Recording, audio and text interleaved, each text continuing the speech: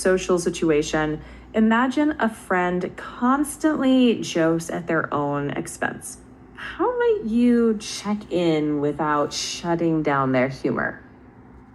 Yeah, that's a delicate balance, right? I think I'd bring it up privately. Maybe just say something like, hey, I notice you often joke about yourself and I just want to check in. How are you feeling about that? Keep it open so they feel heard, but still keep the door open for that humor if they want. Yeah, that sounds kind and pretty direct. Now, here's a totally different one. If you could instantly understand any one scientific concept deeply, like as if you could feel it in your bones, what would you pick and why? Ooh, that's a really cool one. I think I'd choose quantum mechanics. I mean, I understand the basics, but I feel like really grasping it on a deep intuitive level, how particles behave, superposition, entanglement, would just completely shift how I see the world. Yeah, quantum mechanics does warp how you picture reality. Exactly. And it's so counterintuitive, like at a fundamental level, reality is just so strange. I think if I really got that, it would reshape how I think about everything from technology to free will. Yeah. What part feels most slippery to you? I think it's probably the idea of superposition, that something can exist in multiple states until we measure it. It just goes against all of our daily experience. So, really feeling that in my bones, how something can be both here and there, would be mind bending. Yeah, I bet. So, if understanding superposition intuitively were possible, what's the first thing you'd want it to explain? Ooh, good question. I think I'd wanted to explain why, at a quantum level, reality doesn't just settle into one thing until we observe it. Like, what does that tell us about causality or the flow of time? If the universe is kind of waiting for us to decide reality, I think that would be fascinating. Yeah, it really is. If Totally. you could ask, Oh, if you sorry, I could, lost my. oh, go ahead. You're good? No worries. If you do have another direction or question you'd like to explore, I'm ready. Just let me know, and we can keep unraveling these ideas. Sure thing. Let's pivot again.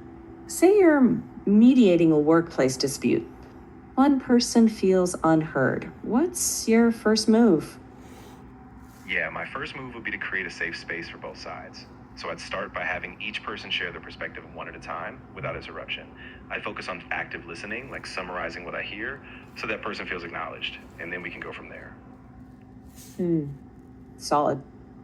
If they both calm a bit but still disagree, what's your next step?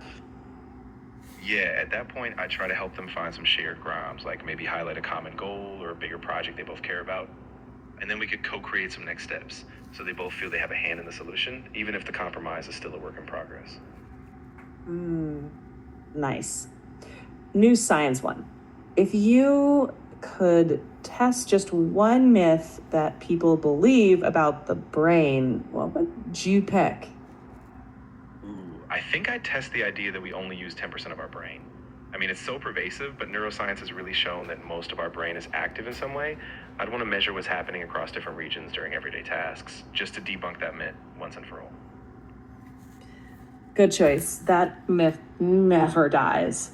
If you could design a simple public message about how the brain really works, what would you emphasize? I think I'd emphasize that the brain is always active, even when we're resting. Like all regions have a role, whether it's for memory, emotions, decision making. I'd say something like every part of your brain matters. You're using it all, even when you're not consciously thinking. Clear.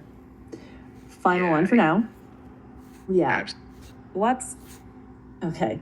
If tomorrow you had to teach a 10-minute mini lesson on a science or social topic, what would you pick? Ooh, I think I'd pick something like the placebo effect. It's a short, really powerful concept, how our expectations can influence our perception of health, and it ties in with psychology and medicine, so it's a great cross disciplinary lesson in just 10 minutes. That's a strong pick. Want to sketch the top 3 points for that lesson? Yeah, definitely. So, first, I'd explain what the placebo effect is, basically, a positive change in symptoms due to belief rather than an actual treatment. Second, I'd give a concrete example, like studies on pain relief, where just taking a sugar pill can reduce pain.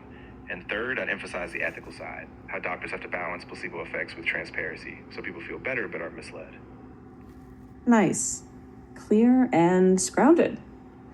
Wants to pivot or pause here for now? I think I'm good for now. I really like where we went with these topics, and if anything else pops up, I'm ready to dive back in whenever you are. Perfect. I'll be ready whenever you are. Perfect. Just let me know anytime you want to pick up another thread, and we can keep exploring. This is fun. Anytime. I'll be right here. Awesome. Sounds great. I'll be here when you're ready, and we can keep this conversation going or take it in a new direction whenever you'd like. Sounds perfect. Talk soon. Absolutely. Take care, and I'll talk to you next time. Goodbye. Goodbye, Freddie. Have a great one. And yeah, just reach out whenever you're ready to continue. I'm looking forward to it. Thank you. Take care. You too. Take care and have a great rest of your day. I'll be here when you need me. Thank you. You're very welcome. Anytime. Take care and have a good one. Bye.